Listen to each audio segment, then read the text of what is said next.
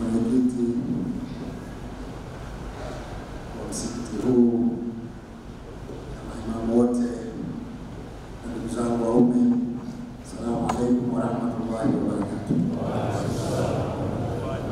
Naanza kwa kumshukuru Mwenyezi Mungu mwingi wa rehema kwa kutujalia uhai na afya njema na kutuwezesha kuipata leo ibada ya swala ya Ijumaa katika msikiti huu. Nimesimama kwa mambo mawili. La kwanza ni kutoa salamu kama nilivyotakiwa hapa na wetu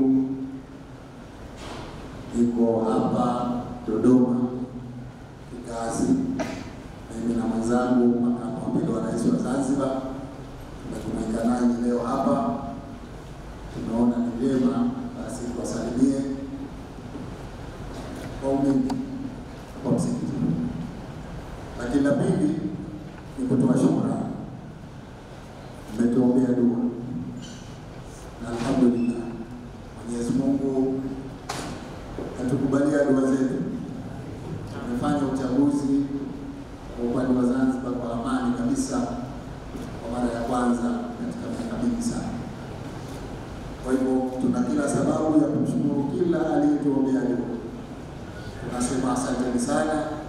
Mwenyezi Mungu na nyinyi akulipeni kila la heri.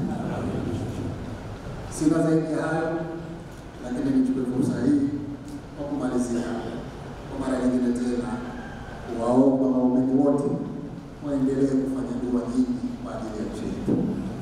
Yaliyotokea tunaomba Mwenyezi Mungu yasitokee tena. Tukae katika amani na utulivu. Hakuna jambo jema katika maisha ya binadamu kama amani ndani ya nafsi yake, katika nchi yake. Leo tuko hapa tumejumuika katika msikiti, tunafanya ibada yetu bila wasiwasi wowote kwa sababu ya amani. Isipokuwepo hatutakaa hata kwenye msikiti. Kwa hivyo tuendelee kumwomba Mwenyezi Mungu atupe amani, na tuendelee maimamu wetu waendelee kuwasihi wananchi wote kwa ujumla kudumisha amani katika nchi. Baada ya kusema hayo, nakushukuru sana. Asanteni sana kwa kusikiliza. Wassalamu alaikum wa rahmatullahi wa barakatuh.